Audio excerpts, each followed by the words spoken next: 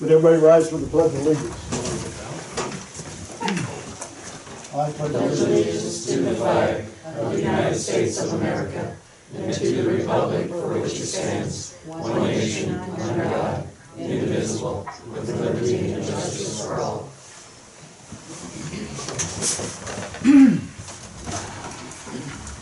We'll call meeting to order. Roll call. Okay, Mayor Wettenberg. Yes. Frank. Yes. Stenkin. Yes. Boltman. Yep. Beckman. Yes. Moeller. Yes. Anybody for public forum? Okay, we'll move on to consent agenda. Any additions or corrections? No. No motion to approve. Second? I'll second. Roll call. Boltman. Yep. Stenkin. Yep. Frank. Yes. Beckman. Yes. Moeller. Yes. Okay, city administrator report. A few things here. First of all, I just wanted to discuss that budget timeline that was in your packet. So, get your thoughts on that, and so it's on page 5. Our budget process really starts in earnest at the next city council meeting. We'll hear from the department heads about their departmental needs assessments, and from that we'd begin to work on capital improvements plan.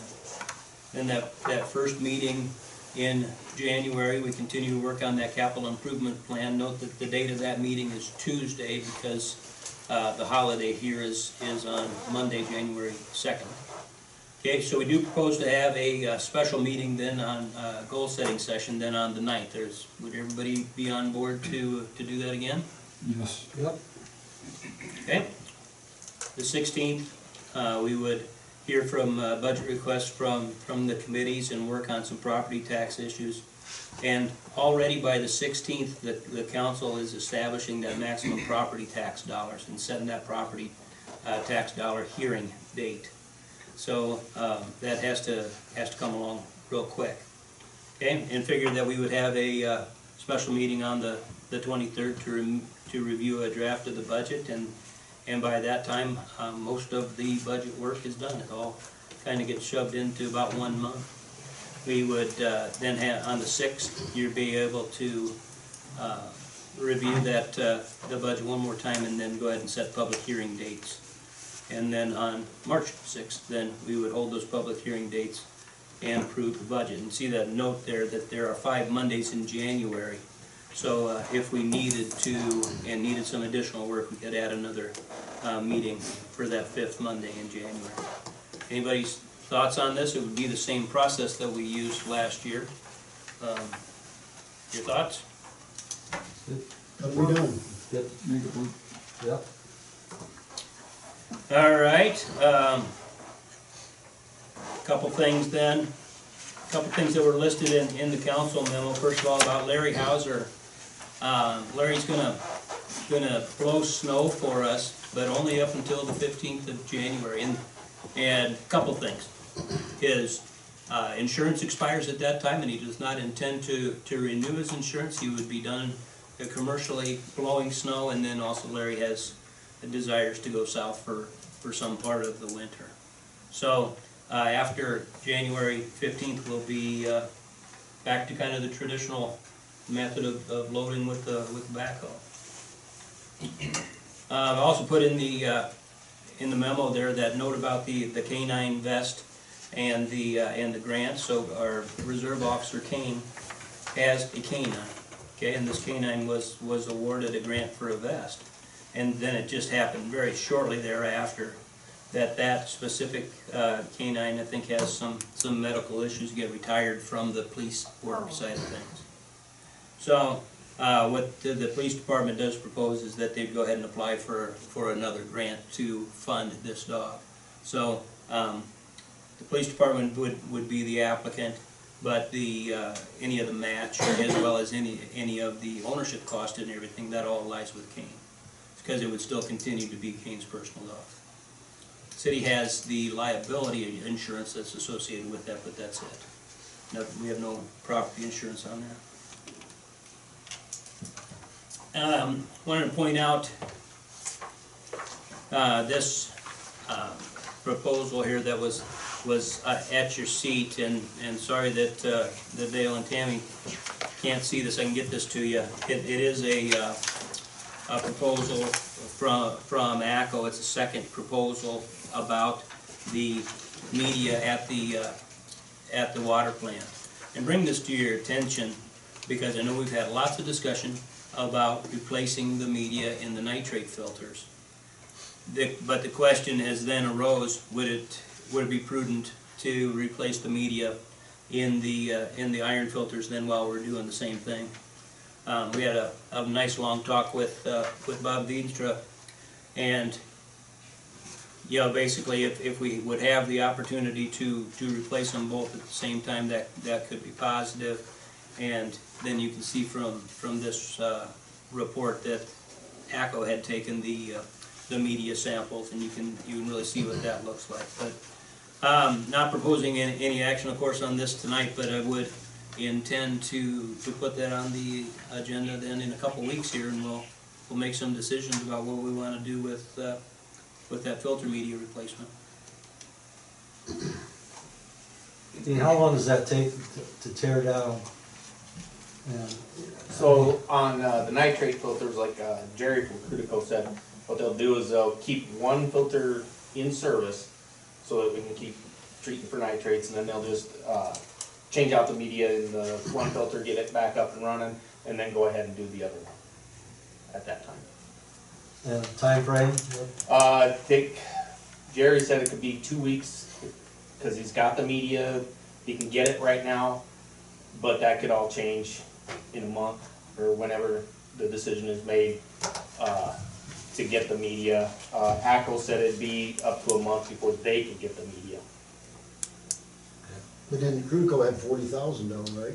And that was to do the nitrate filter, you know, and They want 90,000? we'll get a proposal back from them on the iron filter then too, and see which way we'd want to go to do one or to do both.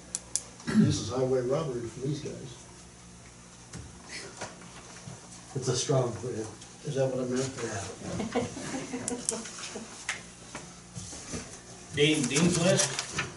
Oh, it's gonna be short because we are going to be removing trees for Public Works, and then if we get the day we are done with trees for a while, we're gonna be replacing the doors at the water plant. We have them on hand.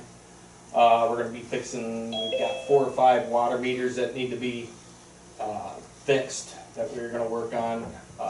Electric side, we'll be trimming trees in the country, and then helping us with trees in town when we need them, when we need the bucket truck.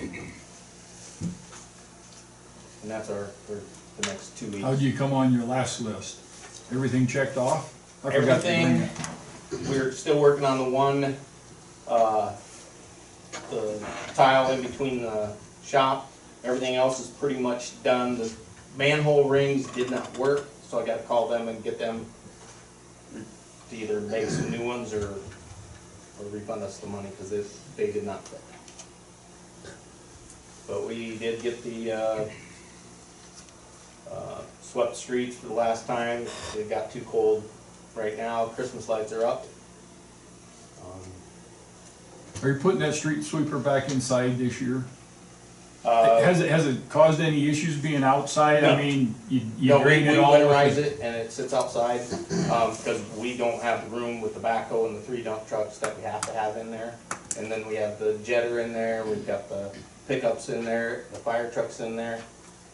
So we're packed in there pretty good, the public works side, and in the electric side. Yeah, so the other building's pretty much packed in too. Because I gotta get the maintainer in there as well, so that puts us pretty well packed in there. Okay. Just a couple other things here would be, next Monday, that we will have our meeting with the fire department and the township trustees. So there's a packet for that meeting was at your desk today. And then Dale and Tammy, I've got packets here, but I can go ahead and email those out to you also. But, so that'd be at 7 o'clock at the fire station next Monday. And so this will be the general review of departmental finances and their budget request then for next year, but it'll have a lot to do with their request to purchase a new fire bus. So they've been working on that, and they'll have a lot of information then to present to everybody next Monday. Sac County League meeting is this Thursday. It's up at Cattleman's. It's the annual Christmas auction then. Anybody able to go up to Cattleman's on Thursday? Won't be able to. Maybe. Able to. That was a yes, Whitey? No, No? no. I'm going to some show, I don't know what.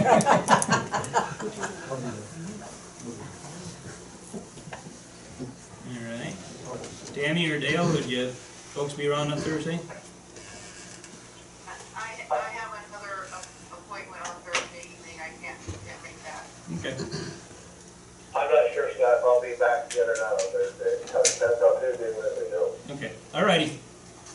And really, that's it. A couple vacation days this week for me on Thursday and Friday, and then Kay will be gone all week next week, so I'll be in the office here, as Kay is out cruising.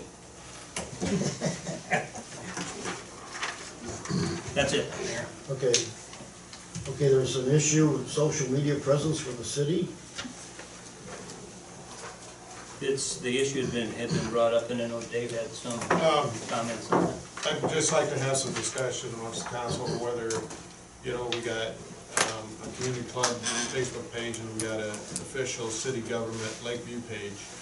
I had some comments over the weekend, or was it last weekend, about personal things being on the city government Facebook page. And I've been thinking about this for, since then, that our city government Facebook page should just be for city matters, in my mind. The community club Facebook page could be for promotion or whatever, but I would like to see the city government Facebook page be handled in-house, because we could put a lot of things on there, like the burning of the dump, for example, any announcements that we have going on, whether it be electric or water or whatever, can be done right away. But, I had a few negative comments on that page over that period of time. And, because it is a city official page, I just think that it should be run by So who'd you suggest? You think a Kate or Janet or Kate, Scott? yeah. And I mean, it only takes a few minutes, How do you know it's a city official page? I didn't know you had one. because it says that on the Facebook page. There isn't a city official No, page. there isn't one. No. Okay, if you go to Facebook page, the city of Lakeview, and I'll bring it up right now. It comes up city government, that's how you It designate says, it, because it is a city.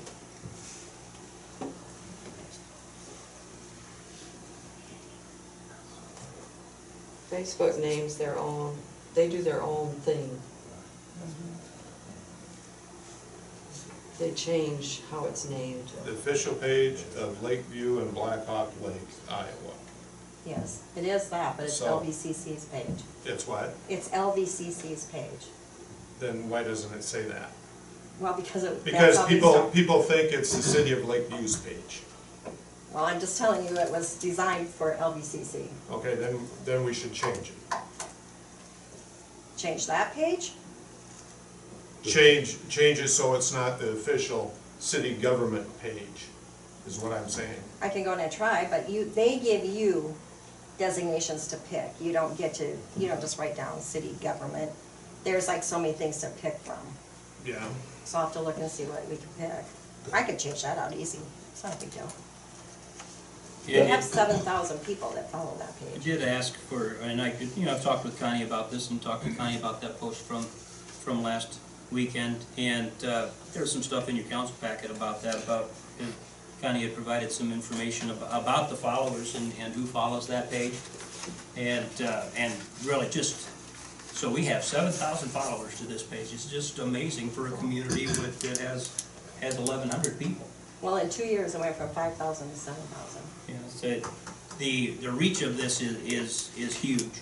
And just that if, you know, especially if you would look at doing anything exclusively as a city page, and we'd have to start something new, and you start at zero and work from there. I mean, we just have this, which has been I think been by and large a pretty good operations way that we've operated this. And I know that of course there's opinions about posts and whether things are appropriate or not, but by and large everything has been I think pretty decent. But and if there needs to be some additional rules about what's what, we can look at the rules as far as posting instead of.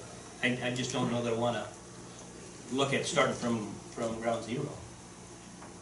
One of the things that, you know, since 2010, we started out here, started this community club, and one of the things that I pushed for is that we had to get somebody involved and dedicated to this thing. And this thing has evolved to the point where one person couldn't do anything. Right now we got Connie, she's doing the marketing, you know, and we got doing the other one with getting people to volunteer. So we've really worked hard at building this up, and I think we should continue what we're doing. And I understand from talking, it was just an honest mistake. It was an accident is what it was, you know. Like I said, if I ran it sure would be an accident, because I wouldn't know nothing on what's going on when it comes to that kind of stuff. So it's important to realize that we've got a lot of quality people doing a lot of things, a lot more volunteerism, and like I said, 7,000 people is nothing to sneeze at. So I think. Just a second, Chris is president of the Yeah, LBCC. Chris Brotherton, president of the Lakeview Community Club. We had other concerns before this last weekend on our Facebook page? Has there been any negative comments? Just asking, just Well, as wondering. far as the community club page, there's 2 different pages, correct, or no? No, there's a page called Visit Lakeview that I started a few years ago that is strictly tourism. It's kind of like advertisements. I put pictures of the lake, and it's just to entice people to come here. The other page is actually LBCC's page, and that's, yeah. I guess the reason I'm asking is if we've never had any negative comments on it until this mistake was made, the mistake was admitted to, it was retracted as soon as it was noticed. What are we talking about? Why are we, I think that's water under the bridge.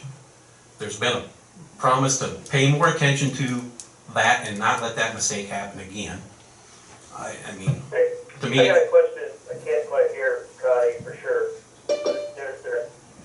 There's one page for Lakeview Community Club, and there's one page for the City of Lakeview. Is that what I'm hearing, or is that pages are combined? Well, no, they're 2 separate pages, but one is, it's just something that we started that says Visit Lakeview, and it is strictly for, it's trying to entice people to come here. So it's like advertisements on it. It's just, what do I want to say, you know, just like tourism. It's tourism stuff is all it is. And the other page is Lakeview's page. And it is also LBCC. What? I guess my whole thing here is if you're able to get rid of the official city government part, like it says on there, All right. go for it. Can I speak? How many, okay. No, you go ahead. I just wondered, so there is 2 pages you say. Right. How many followers does the Lakeview City page have? 7,000. Visit Lakeview has about 200. And the community clubs so they're the same? That's the same one. The 7,000 is, yeah. Actually, I handle both of them, but the one that we consider Lakeview Community Club has 7,000. Ricky, go ahead. I Jane wanna- wants a question too. I was president way back when, so way back when, to give you a little bit of history on Community Club, I came here 26 years ago. It was kind of a big social group. Carnival was really the only big thing they did. Then community club really kind of sunk down. We were struggling. We had 4 or 5 people at a meeting. Whitey and Ben Schrader got on the council, and they started coming. John started coming, Scott started coming, and it made a whole difference. Community clubs started to grow. We started to add some new things. I was president about that time. So in 2011, in 2009 in there, I was doing a ton of work. We all were that were on there, the people. So we decided we needed a paid employee. We hired Emily Bush. And Emily Bush brought marketing to the forefront. She created the LBC page, which is the page you're talking about with these 7,000 followers. Part of the problem, and I know Connie's more well-versed in this than I am, but Facebook titles your page in a category depending on the post you're doing. You don't get to pick something and it stays that way. So when LBCC, that's why we put all these business advertisements on there, is because that's how we sell the memberships. In the beginning, we had trouble getting the businesses to come on board, and they would say to us, well, what are you gonna do for us? Here's one thing we're gonna do for you. We're gonna put your business out on social media. Connie will come take a picture, whoever it was at the time. That's how it all kind of started. And then the city, because we are a partnership, they agreed that we needed full-time or part-time people. They partnershiped with us on the salaries. And it kind of evolved, and it has been a good partnership. I think the council members saw at that time that we could do things for the city that they couldn't do, as far as marketing. They didn't have the time to do the marketing, the social media posts. So the community club people, employees, did that. Then the city started putting things on there, like the water's off or whatever it might be. Flushing hydrants. Yeah. And Facebook then will pick up on things that are posted and decide what category you might be in. I'm not saying that's what happened, Dave, I don't really know. But it started out as a Lakeview Community Club page. And that's what it's always been. And I know it looks different now. And if you guys want to separate and not have a partnership anymore, and you want your own page, Yeah, that's fine. that's doable. But I think at least you needed to understand how we got there and how it is a partnership between Community Club and the city of Lakeview. We have worked hard to partner with the city. So that's just a little bit of history. One thing, Can I say something, please? Sure, go ahead. So I think that the Lakeview Community Club page does a lot of great things, no doubt about it. I think what Dave, unless I'm misunderstanding Dave, I think what he's trying to get at, we want to separate what the city is posting compared to what the community club is posting because of the separation.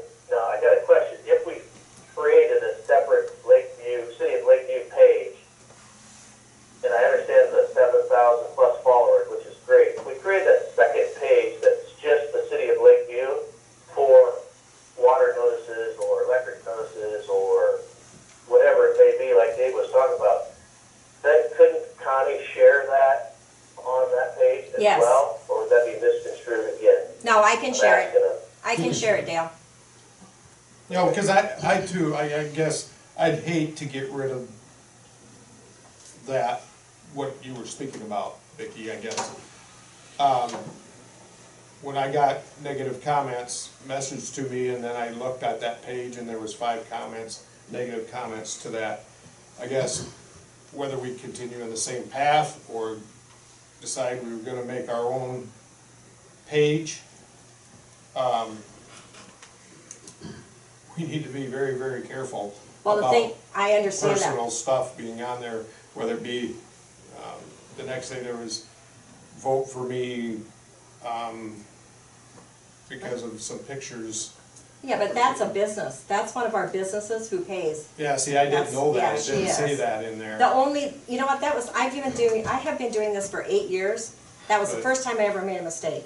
Yeah. And they had changed the way you Well, put it to a I'm just page, saying- and that's what happened. I'm just saying, when a mistake's made like that, the people that are on that page see that. Oh, I know they see it. And then we get called. Yeah, well, You know, Vicki, you, stuff happen. you were on the council before, you understand that.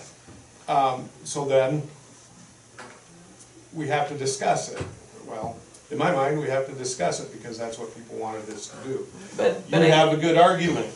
You have a good argument. well, it's a bigger step, I think, than you think. I mean, Well- to create your own page and maintain it, maybe. Right. Maintaining it's gonna be. Jane, go ahead. Jane Kroll, I think that we must be very careful about switching things like this around on Facebook, because who's saying that the 7,000 people will move around with you? I was in, I'm going to give you a testimonial about our Facebook pages. I was in a luncheon this afternoon in Des Moines with 240 retirees from the principal. People were coming up to me saying, I understand you're from Lakeview. That's that little town that's doing all this stuff, and they love the pictures of the lake. And I have a friend that I haven't seen for ages in Des Moines who just emailed me and said, she saw a picture on Facebook and she says, now I'm coming to Lakeview. So you have to be careful when you move people around on Facebook, because they won't always follow your movements. So let's not mess with the success we have based on one mistake. I don't know how many mistakes, horrible mistakes I've made on Facebook just on personal things that I've had to take down real quick. You know, misspellings, wrong words, but it's very easy to do. So let's be very careful with this, yeah. One thing I wanna say, you look at that sign behind K, Lakeview, Iowa 2011 tourism. Right. We must be doing something right.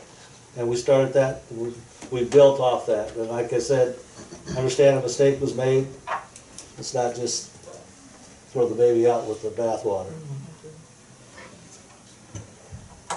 Connie, I go to all the LVCC meetings, and I want to congratulate you on helping Lakeview become what we are. Oh, thank you. That's true. We know who's pulling the triggers all the time. Plus the millions in grants she's written. Yes, she is.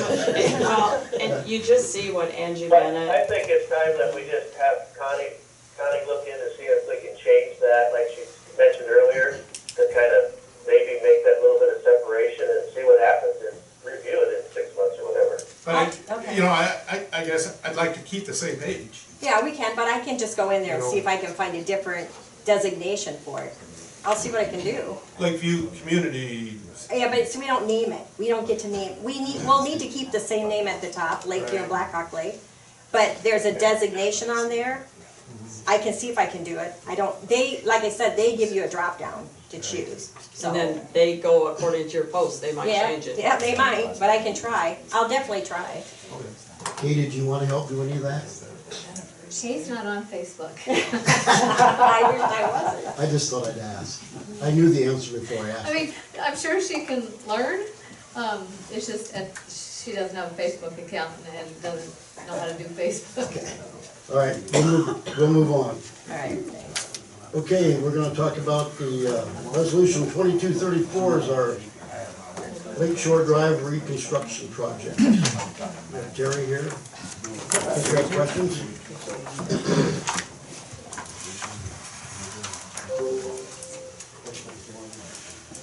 We got the final plans and specs ready now, and Scott has got this resolution ready based on the notice of hearing and letting that's in the specifications, which calls for the January 12th bid letting, and then hopefully the bids will be acceptable and we'll be able to make an award at your January 16th scheduled meeting. I think that's a holiday, but Scott has told me We'll meet that day. you're still planning to have that meeting. Terry, just a second. Go ahead. Dale, Tammy, can you guys hear him? Barely. I'm sorry. You're How's that? I just want to just checking with them. Normally I'm kind of told to quiet down. But Well, we got the microphones for. Still early yet. I want to make sure these guys can hear it. sorry about that. You're fine. It's our technical problem. So anyway, we have, I've worked with Scott on picking out December 28th as the date for the publication in your local paper. That complies with the days. We have to be, I don't want to go into all the details, but we have, there's a different range of days for the letting and the hearing. For the hearing, for example, we have to publish it at least 4, but less than 20 days before the hearing. So we're at 19, so that fits right into that. And then the letting has a little bit longer range. We can't be less than 13 days before the letting. So we have December 28th and January 12th, so we're like 15, so we're fine there, and we can't be more than 45. So there is one other date that we could publish if something would happen, would be a week later, and we could still be all right. Sometimes you run into a situation where you only have one date with your paper that works. So, but Scott's guaranteed me he's going to take care of that. It'll be taken care of. Yep, And for sure. so then we'll be fine in that regard. And I passed out the cost estimate that's been tweaked a little bit since we last met and talked about this. It's still in the ballpark of where we were talking at about $141,000 estimated construction cost with total engineering on top of that at about 15.9%. 22,000 is the estimate for that. So the estimated project cost that we have on there now is $163,500, including engineering, and that's all the way through construction, inspection, and completion of the project. So hopefully the bids, I've already got a contractor from down our way from Denison that's interested in it and looking at the plans and specs, and I want to talk to Scott about who he has in his file. Like, for example, I think there was a contractor from Fort Dodge.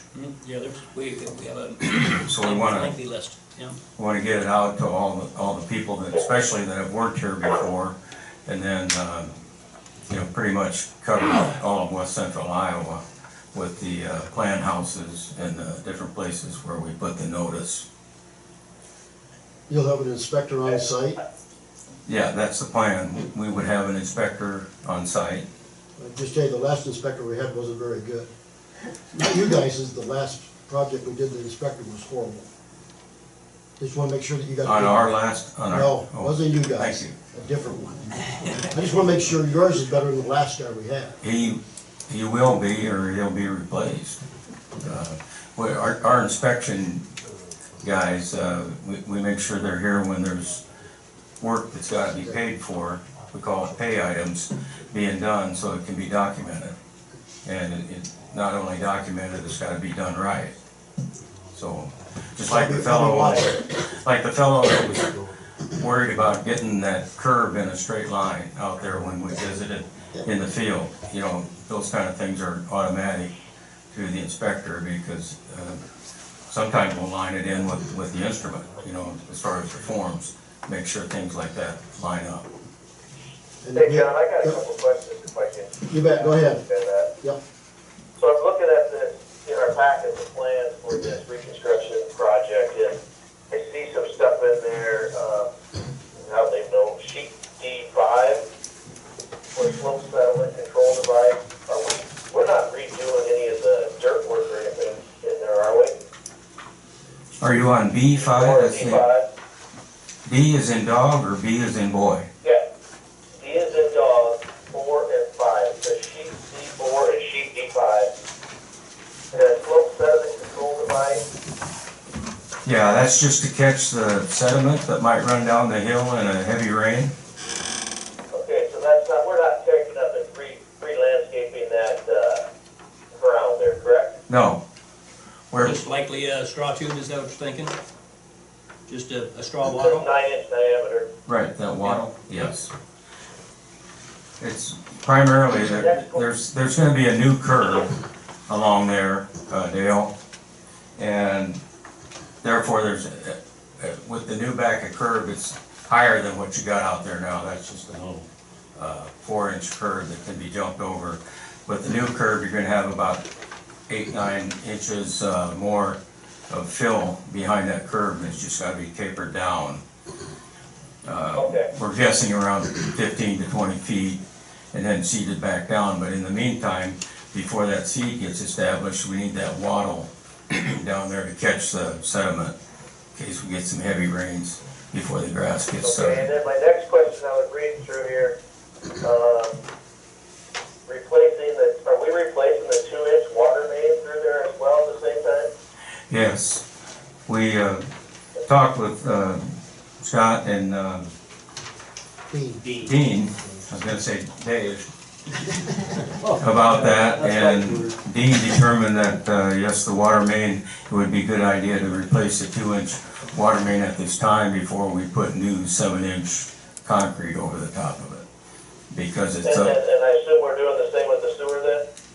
the sewer, yes, the sewer manhole, The sewer manhole, but the sewer itself, we had it cambered and it looks just fine. Okay. That's never my questions, thank you. And compaction, you gotta make sure that's compacted right, because we've got issues in the past. on the manhole. Well, no, after we tear all this up, I'm gonna make sure it's all packed, so. Yes, it'll we crack. have, Your Honor, we So John, have, maybe explain to them what we had on our last street project because of the compaction and the state through somebody's, private sewer line before it hit the main. Yes, just, after we went through all this, they said we should have compacted and put different dirt, like 3-4 feet down and packed it. And we have compaction on a trench. We have a detail, one of the standards that's called out for trench compaction. That's gotta meet, we call it 95% of standard Proctor. That simply means they gotta hit it in the field at least 95% of what they can do in a laboratory. Okay, so it's gotta be pretty good. And they assured us they had the compaction right, but they did not. That tear up a bunch of sections, it was not a good thing.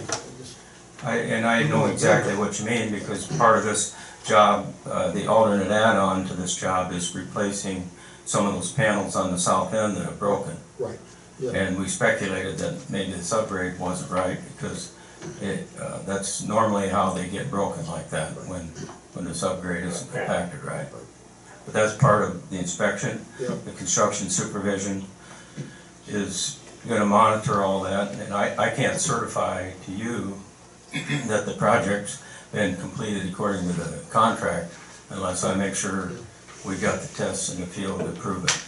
I'm not saying you're gonna make any mistakes, I'm just saying the last guy made a ton of them for us. Yeah, Jeff, I appreciate your question. It was because terrible. Yeah.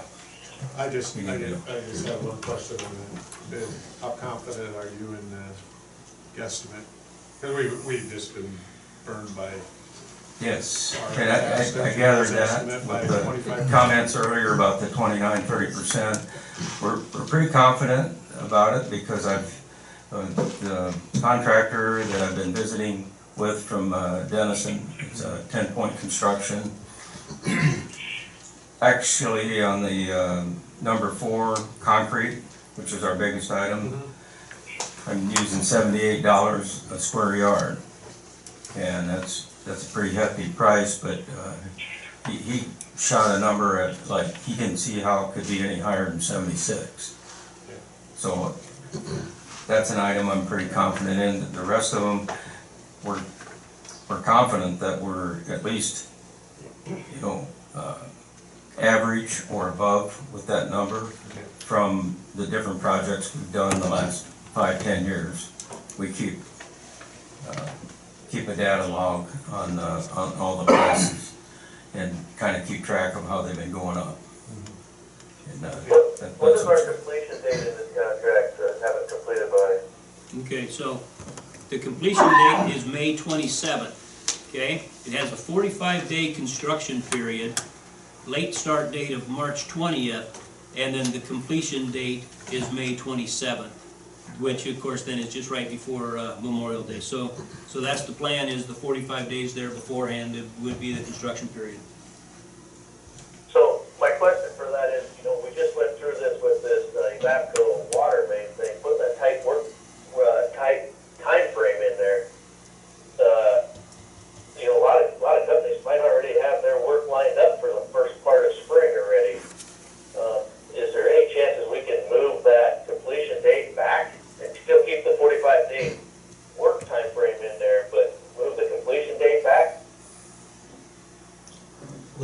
the bid. To do it in the fall instead of the spring? Or give them the option. Well, 45-day. my understanding is you want them done by Memorial Day. Well, we're hoping to have it done by Memorial Day to not upset the traffic and the tourism. Right. That was, I get that, but you're putting that tight window in there. We could be limiting ourselves to bidders, to one or two bidders, and again, now we're looking at 30–40% more than what the engineer estimate is, especially when I just heard the comment, we went back 5 to 10 years on these costs. A lot of things have changed in the last 18 to 24 months on costs. Just thinking about it here, We all know that. I think we can probably allow them to start before March 20th. And I think that's what you're saying. You got underground, you got water main and sewer work that's gotta be done first. It doesn't have to be the best of conditions to do that work. So I can look at. My point is, some of these contractors are already booked up in the spring and can't bid on it because they're booked out already. And if we extend that completion date, it opens it up to more bidders. That's my point. That would be my recommendation, that we extend that out. Okay. This Ebapco thing, we were tight on bidders, they all admitted to it, and it's gonna be the same thing here. So even with the subcontractors to come in and do the water and sewer. Okay, I think if I'll 10 work with Point's Scott. interested in it, we've had 10 Point many times. I'm confident they can get it done. I guess, what's the input from the council then, if we would look at this and say we'd still have 45-day construction period, but the completion date may very well be in the fall. Or you'd say there's a limited construction time, you'd have 45-day construction, but you just simply saying you may not construct during the heart of the summer months. You know, any. What if we let them start earlier? Would that help? That's what I wanna look at, is letting them start Let earlier. them start earlier. We don't And, care. But we have the Well, I know we opportunity don't care about starting earlier, but what about the companies that already booked up earlier? That's my point, so you're eliminating your bidders. So if you do the later starting in a 45-day working window, you get more bidders to keep it more in line. I'll look into that. But at least if we send it out for bids, we're gonna know. We can always turn them down and. Well, that was gonna I be. mean, Yeah. we need to have, that decision has to be made before we send out notices. I mean, that's all part of the notice. Once we send it out, comes into the price we want, what difference does it make? I'll do some more research on that and get back with Scott and be Yes. on our time. Well, you guys, it sounds like, I'm sitting here remotely, and it sounds like you're already targeted at one contractor. That's all you're worried about, the one contractor. Oh, no. Not that he's gonna come in that bid. This is gonna be, For multiple bids and this, to save the city some money and still do it in a 45-day time frame. I'm not favoring one contractor. And we can have it where it either has to be completed by the carnival weekend, or it has to be started after carnival weekend. Okay. And completed within 45 days, by a completion date no later than October 1st. And you give them contractors them options, and they can work around their schedule, and it makes it better for them. I agree with you. So if everybody's on board with that, we're gonna work on some different type of timing on this. It'll still say 45 days, but whether the construction occurs in the spring or whether the construction occurs even during the fall, we'll come up with what an extended time period would be there, but it still have a 45-day construction period. And we can still do this, you can still make those changes, I guess just know that as we met with the citizens down there, we told them what was anticipated there would be done before Memorial Day. Right. And it could still be, if we get the contractor who wants to do it right there in the spring, but if we have a late completion date in the fall, it could potentially be later than too. You're gonna impact the Can we Airbnbs put down can there. we put a stipulation in the bid that what your working dates are, and then we can choose when the bids come in? Meaning we put that time frame, spring or fall or whatever, and two different companies come in at 130,000, 100, 130,000, and 200, and one's gonna have it completed by Memorial Day, and there's a $100 higher one, we can choose them over the other one. I would tend to say yes, Dale, that I'd agree with that.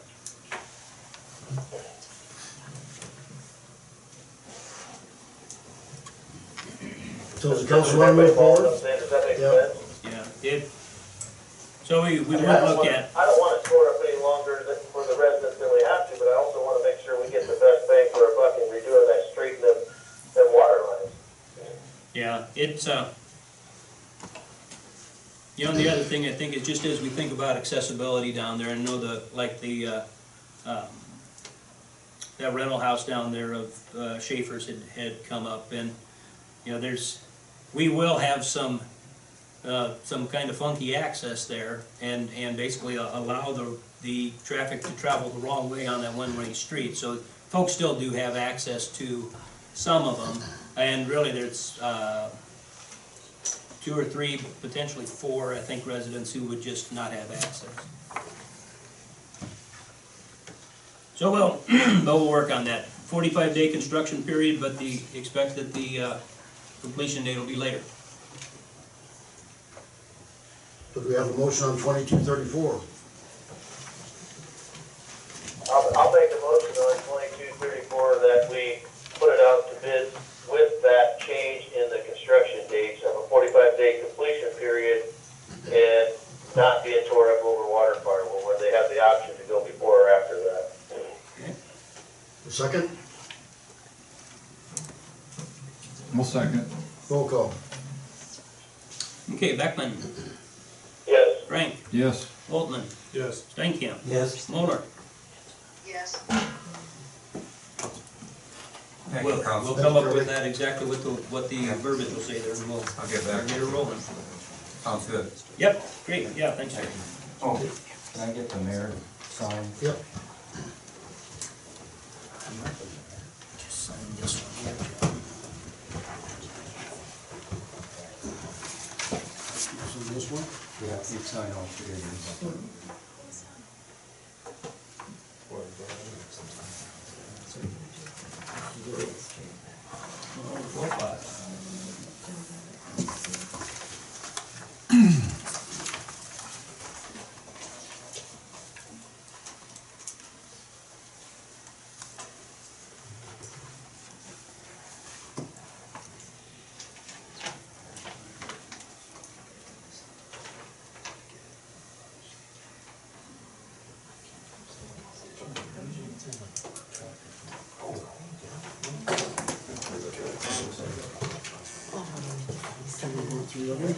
This one's got. Right. You bet. Okay, resolution 2235 is a police contract. Yeah, so we had discussed this at the last council meeting about that potential extension of the Wall Lake Police Agreement. The city of Wall Lake has approved that amendment number 8 to the police contract. And really all that does is extend the time period for 8 years, and the financial arrangement, the amount paid then is based upon that same formula that we've used to compute that here for the past couple of years. So Wall Lake has agreed to this, and we're ready for Lakeview action. We did have that discussion on, the hours that are over and above what's in the contract, and you guys did say that it's more, we could control it better, or keep track of it better, Yeah, so that we could bill them. we haven't, 'cause yeah, we're- we haven't keeping track, I mean, we got all the numbers, so. But I think we need to be billing them for the hours over and exceeding. I'm not the finance guy, so you'd have Well, to talk to I'm- Scott on that. I'm saying it's in a contract, we should be enforcing it. Yeah, we can take a look at the hours, Mike, and see where that's at. We, historically, we have not. I know you haven't, but why is it in here if you aren't doing it? Cause, well, I mean, to be honest, there are months where we could be under. So then what are we gonna give a refund if we're, if we're not over there as much? I mean, I think you gotta look at it, at the end of the year, what's the total amount and how is that comparing? Rather than go by month by month. That's just my opinion.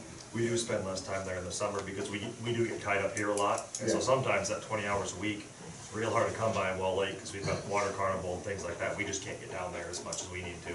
So there is some variance in how much time we can get there. It fluctuates throughout the year, so. So what you're saying, it kind of offsets. It does, for the most part. I mean, like I said, unless we sit down and actually look at all the numbers for the year and, you know. But you could get a total and give it to Scott at the end of the year, Yeah, I can get them for the past year. I can get whatever, yeah, the numbers for the past year that we've been there. and we can figure out what we're gonna do. Yeah. Make it fair from everybody.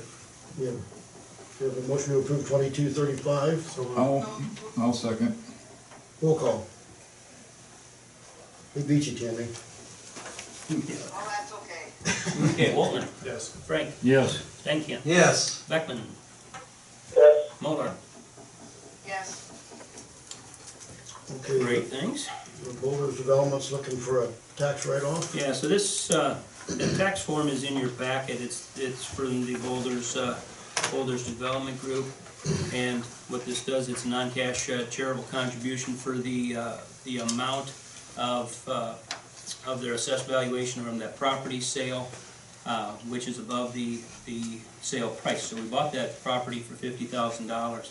They did get an appraisal from this appraiser out of Knoxville, and appraises at $440,000. Now, the issue had come up about this, about the fact that there is an option to repurchase that land, and does that come into practice, or is that in effect somehow? And so we had the city attorney look at that, and Dave does respond that he says that he does approve of the execution of the acknowledge of the charitable contribution, and approve of this Form 8283. He says that if there's this other Form 8282, which is filed by the city then, if it sells or disposes of this donated property within 3 years of receipt. So actually, we've already owned the property for coming up on close to a year. I think we bought that in February. And then certainly don't have any intention, I think, of selling the property back here within the next couple of years. I think that's not going to be an issue, but if it does happen, then there's this other form to Is fill Dave out. at the meeting?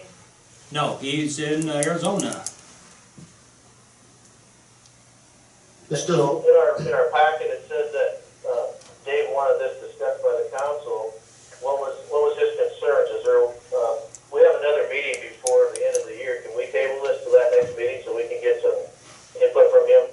I just don't wanna make sure that we're not stuck for something. the city's not on the hook for any money. Well, we're not. It's- I don't know if we are or aren't, John, but I wanna make sure I'm doing my due diligence and making sure we're not. And, it says here in our packet that Dave wanted it reviewed by the council, and I wanna know what Dave's concerns were, and I wanted to explain that to us. I'm not a tax expert, but I wanna make sure that we're not on the hook for that, as we will all would agree, an overinflated, appraised value. I guess the intention there, I guess, when I wrote that out, Dale, just had to do with the fact we didn't want city staff doing that of the own volition about signing that tax, So that tax. we have a meeting in 2 weeks, and I would like to table it so I can hear it from Dave. Okay? We can do that. Yep. Okay, we'll move on to health insurance. We have Linda here to give us any good news there is.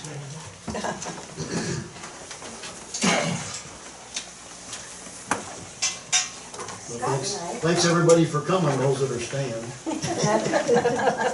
Health insurance route. Yeah. I know, guys. You don't wanna hear about life health insurance? I'm gonna live forever, I don't need it. Okay,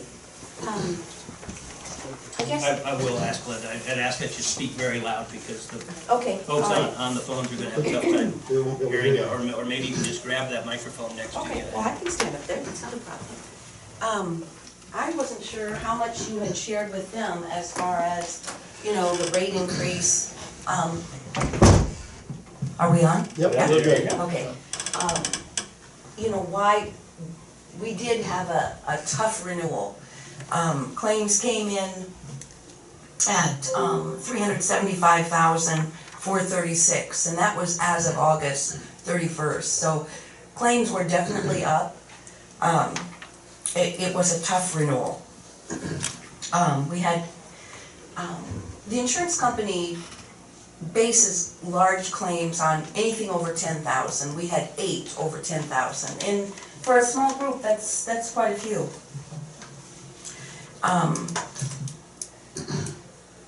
Scott and I had been visiting in regard to different options.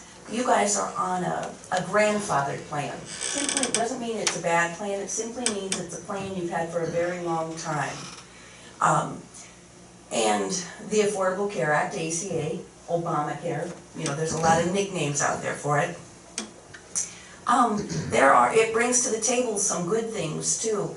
The wellness benefits, you can have your annual physicals and all of these things, vaccines, these are all going to be paid at 100% with no cost share to you. So moving over to the Affordable Care Act, the newer plan, if you will, can give us some definitely some good benefits. We had talked, Scott and I have been visiting, and I'm not sure, Scott, have you shared with them the PPO versus HMO? Just that it's in their council packet, Okay, you know, as far okay. as what is in your one-page explanation of the difference. Gotcha. And I'm gonna go ahead and, Dale, Tammy, can you hear her? Barely. okay, I can talk louder. Okay. That'd be great. Okay, I don't know if I can turn that mic up or not. I think I that's can talk Say, you may just want to stand just right here and we'll just Okay. have an intimate conversation. Okay, that's Just not wanna a make sure the problem. Let me council grab can my hear. notes. Do you guys want one of these? Yes, please.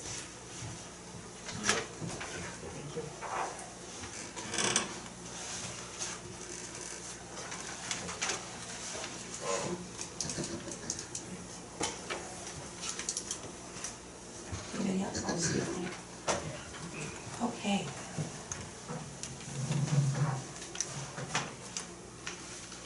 Scott and I had been talking about different options that we could bring in.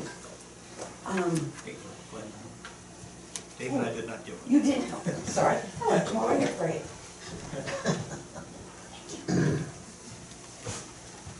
Sorry about that, guys.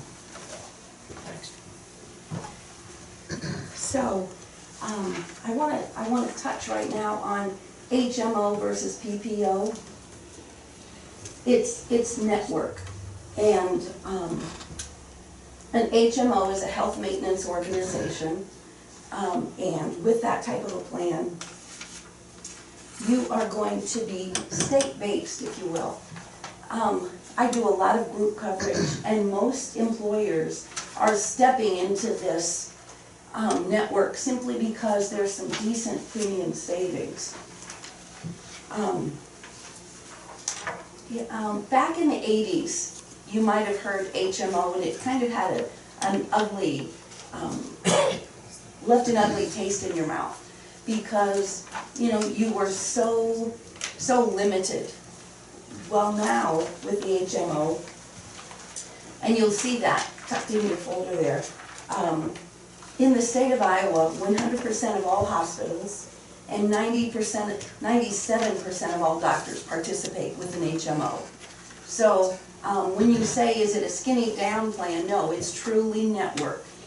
And so let's say that you guys decide to offer an HMO. What it would mean is, if you took the HMO, you're right here in the state of Iowa. Let's say that you took your family and you went skiing in Colorado. God forbid you slipped and you broke your leg.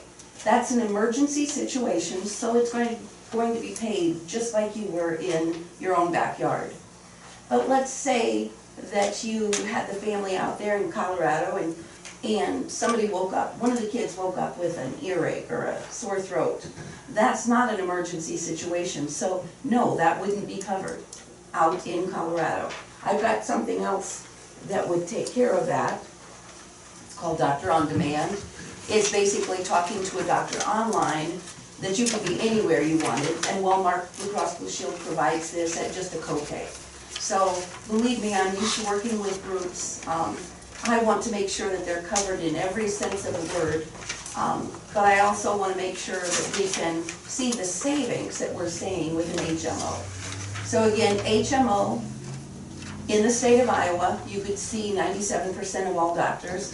If we're out of the state, it's going to be an emergency situation only. So, there's the difference. PPO, preferred provider, and that's what you have now. You could basically see any doctor with a PPO plan. And it does provide more flexibility, but with that flexibility comes cost. So with the HMO plan, if I needed to go to Rochester for anything, that's not covered? If you need, let's say, and I do this all the time, it's referred to as an appeal. Let's say, God forbid, somebody got a diagnosis, and it's, you know, it's not a good diagnosis. If there wasn't a doctor in the state of Iowa that could do this, let's say, surgery, it's a cancer surgery, and, you know, the only doctor that does it is in Mayo, then I've won appeals, and I've gotten that taken care of. What if you don't win? If you don't win, they're going to say, you know what, there's Dr. So-and-so in Iowa City, there's Dr.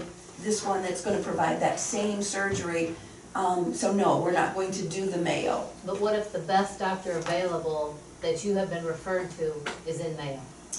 If somebody else can do that same surgery, then you're probably not going to win the appeal. So what if we have somebody on our plan right now whose cancer doctor is in Mayo? And we switch plans, what happens to them and their cancer doctor?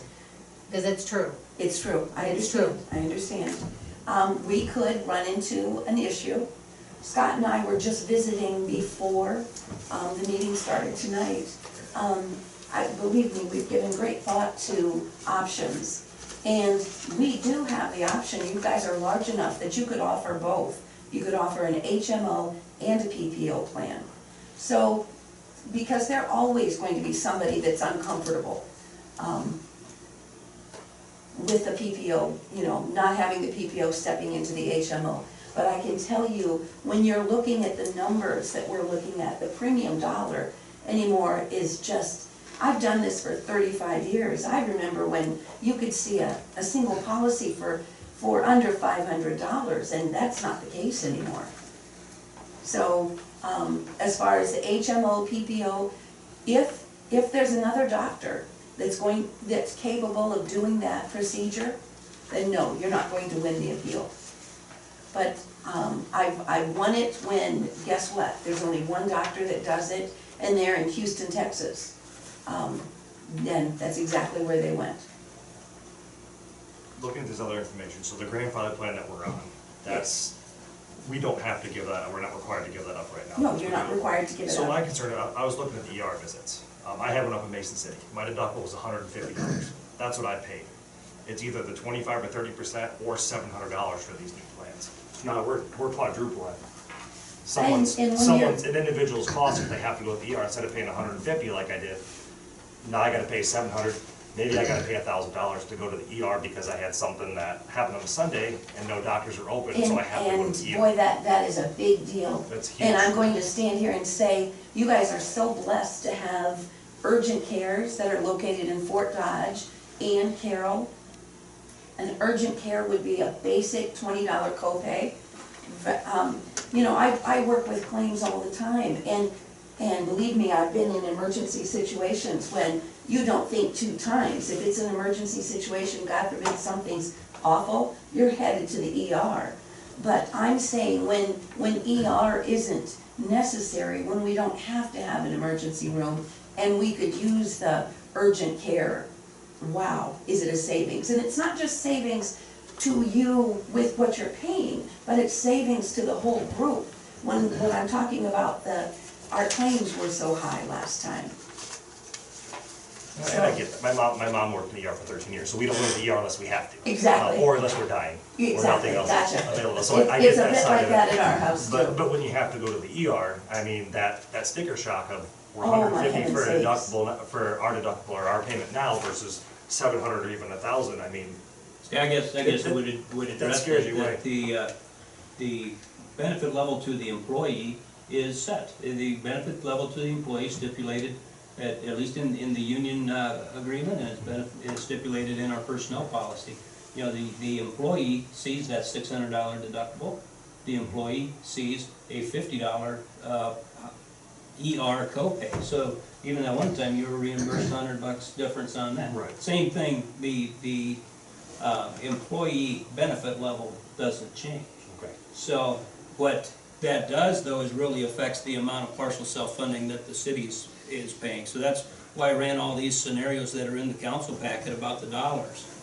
And, you know, really, when you get down to this, the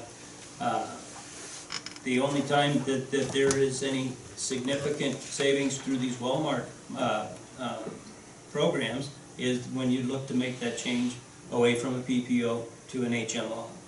And then if I have ran what the equivalent partial self-funding cost would be for the city, then also based upon those higher deductibles and oftentimes higher co-insurance, higher out-of-pockets.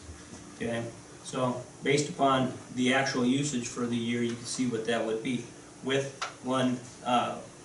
one note to you there, and it's the highlighted box at the bottom, plus the additional ones for office co-pays for visits and prescriptions. That we do not partial self-fund that difference on that now, and if it became a larger difference on that, we would end up partial self-funding that. So, and really the other comment that we would have is the deal about going from a PPO to an HMO, and how that would affect things in regards to our union contract.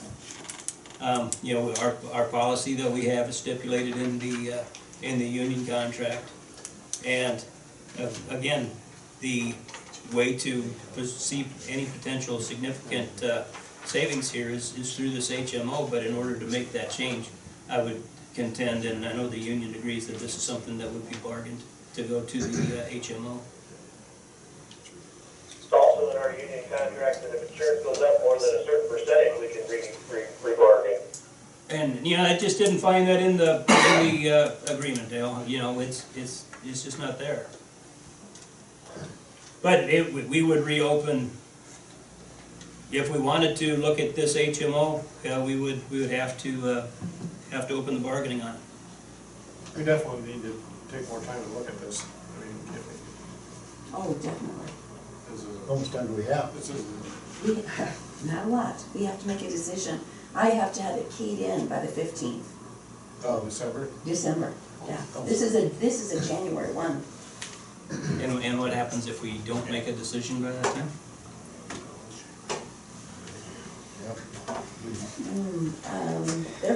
They're going to want to renew. We could probably go ahead and renew and make changes, you know. I've done that before. I didn't. Because you could cancel a policy if that's long. Yes, exactly. We'll have a grandfather policy. If we bail out and start over, it won't be grandfathered in. No. Once we step away from a grandfather, then We're done. Then we're done. Because I think we need to look at this very carefully.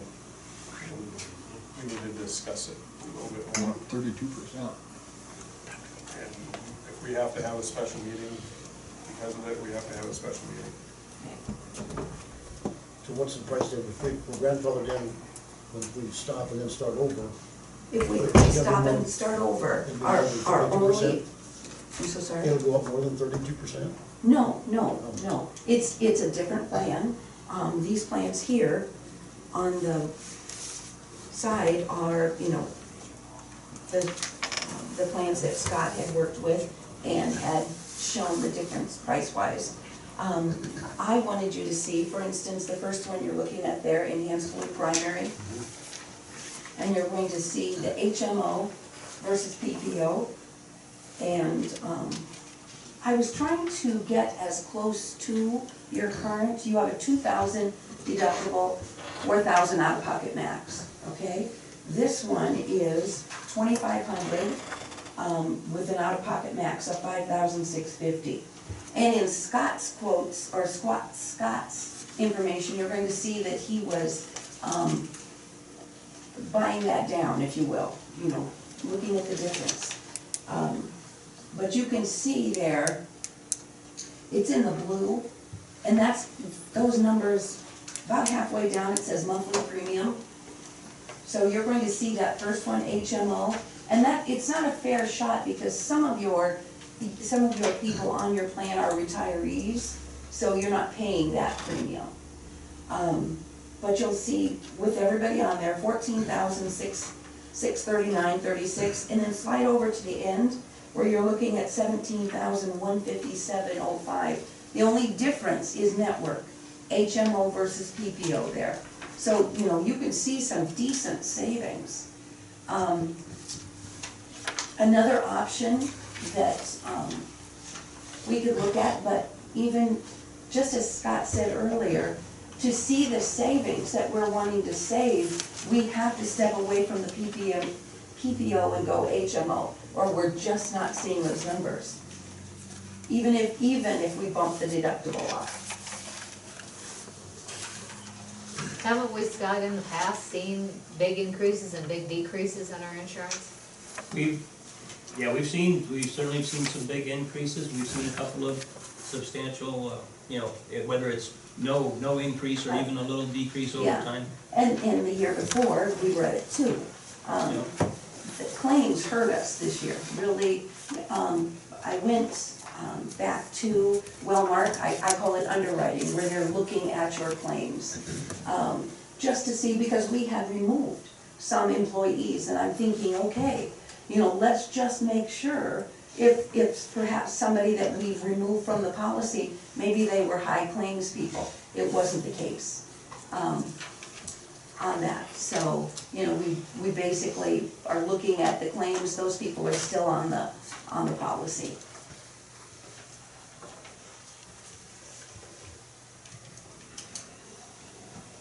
I heard you say earlier that we could choose, some people could stay on the HMO and some could go on to a PPO. We Did I could hear that go, correctly? yes, we could, because you're a large enough group that you could offer two plans. You could offer a PPO plan and an HMO plan. So I got a question for, maybe Scott can answer this as well as you. If moving forward, when we hire a new employee, Scott, can we have a different plan for that moving forward new employee?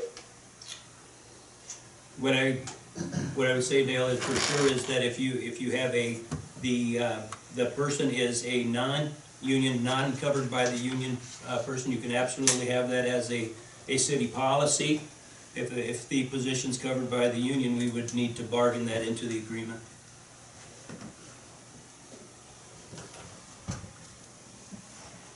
That's where you gotta start. You gotta get the union to, because anything you do, we might like this plan, we can't do anything about it until we gotta find out what part of the plan we like, what we wanna do, what the cost is gonna be, then we gotta negotiate with the union.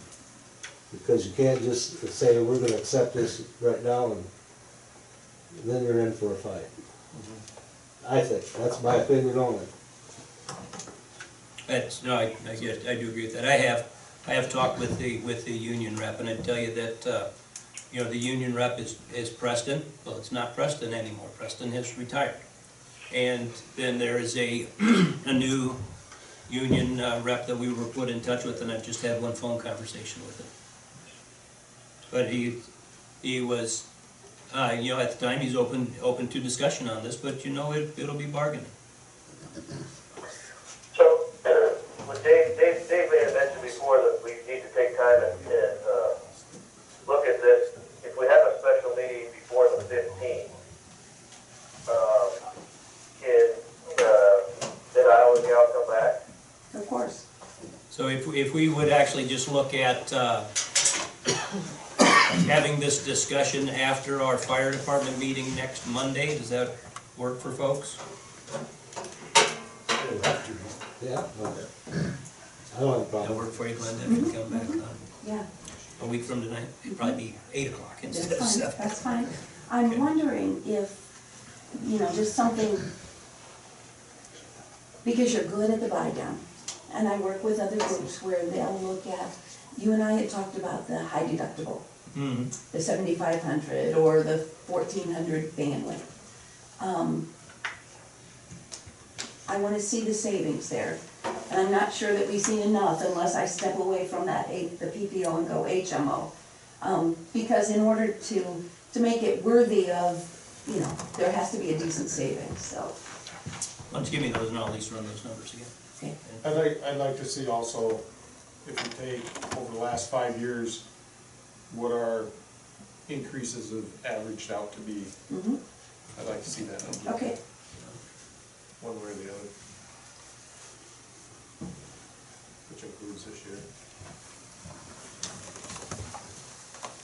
Dale, Tammy, can you make that meeting after the fire meeting? I'll be there. Okay. Tammy? I will plan to, yes. Okay. It'll be clear as mud. All right, well, let's plan on that. We'll meet again next Monday. Monday, okay. Like I say, it'll probably be 8 o'clock-ish. Okay. So when you show up and nobody's here, we'll be meeting at the fire station to start with, is what's happening, and then we'll come over here afterwards. All right. And it won't last long, 8:30 is my bedtime, so. I understand. Okay. So I'm going to, Scott, I'm gonna put together some of those higher deductibles. Great. Just to, and I'll have those for you in the morning so that you have time to pick them apart. Yeah, we need them to be hard because we're gonna go to negotiations and can't have no gray areas, is what I'm saying. Mm-hmm. Is there other, Blue Cross and Blue Shield's by far the best company to stick with, correct? It is. We are so limited anymore.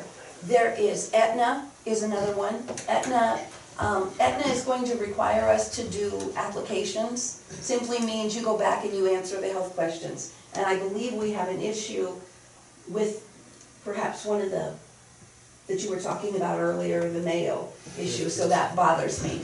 That could probably get us a complete decline if it's as serious as I think it is. United Healthcare is another one. I've been running a lot of quotes with them. They have not been coming in very competitive, but it never hurts to look. But there again, you know, we're gonna have to hurry. But can't we reinstate this and then, like you say, cancel it into January? Exactly, yes. I like the thoughts on that. It gives us more time to, you know, okay, fine, we're gonna renew, but guess what? Yeah, I think, if we can sit tight for a week here, revisit this again next Monday, and if need be, that we would have we would renew with the understanding that we're looking at different options. Yeah. And renew with the option of I would love the opportunity, even with Aetna, and do the applications. What's the, you know, if we get told no, we get told no. It's not, and Scott, you and I had talked about possibly offering, you know, those other, somebody, a retiree, I do this all the time, where, you know, maybe look at individual coverage, because they can keep your claims from being so high too. Mm-hmm. Okay. Very good, thank you. So I got a question. So if we switch to HMO, is there gonna be a lapse of coverage or anything? No. Okay. No. It would just slide right over. And we get to keep our doctors we have now in state, or? I can't imagine that you would have to change doctors. There's, like I said, 97% of all doctors participate in Iowa. So it would be tough to find somebody that didn't.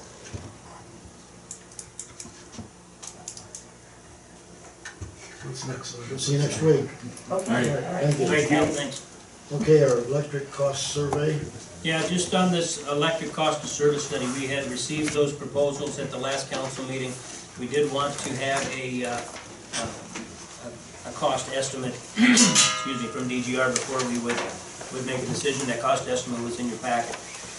They gave a couple of different different proposals there about whether it's just financial work or whether it would get a little bit more in-depth. And really what they're looking at there deals a lot more with rate structure.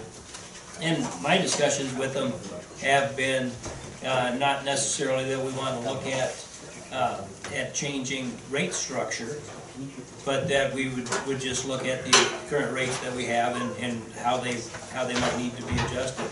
But they will suggest that we might want to take a look at rate structure. We have what they call a declining block rate scale, to where, like for our commercial users, when you use 2,000 kilowatt hours, over that, the rate per kilowatt hour drops.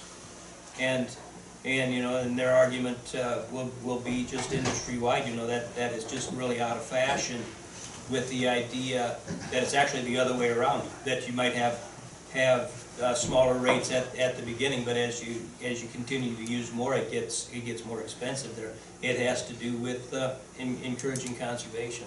So they would really run some different scenarios on that. When you dive right down to it, their cost estimate was very much in line.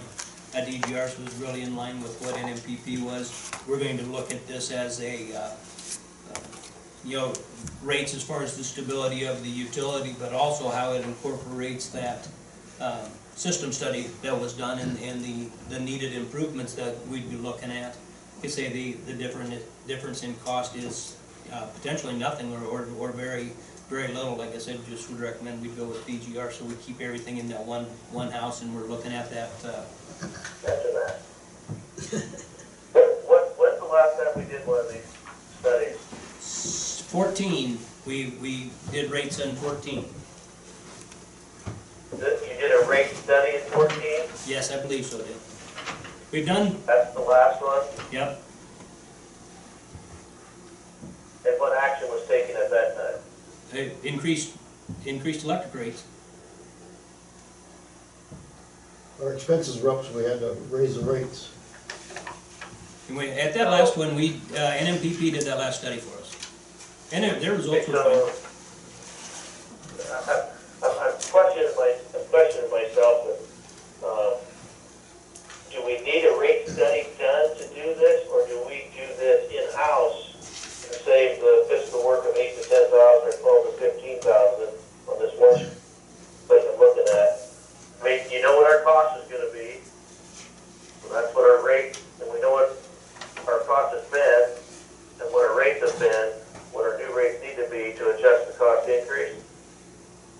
Yeah, it just seems to me, you know, pardon me, it's such a big deal, and dealing with such a lot of money. Yeah, I would like a little professional assistance on this to make sure it's done right.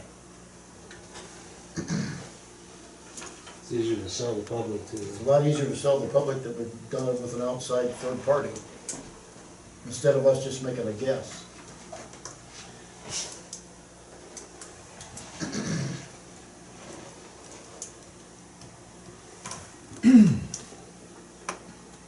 So what would the council like to do? Hire DGR? Would they say Where's that? DGR, Frank? They were at their lower one, the fiscal work was 8,000 to 10,000, or the one where they review the class and structure was at 12 to 15. What's the other one? 12.5. Yeah, 12.5. The GGR's done some other stuff for us, they know the system, right? Yeah, that's what I say about having them have real good knowledge about that electric system study that they had recently completed.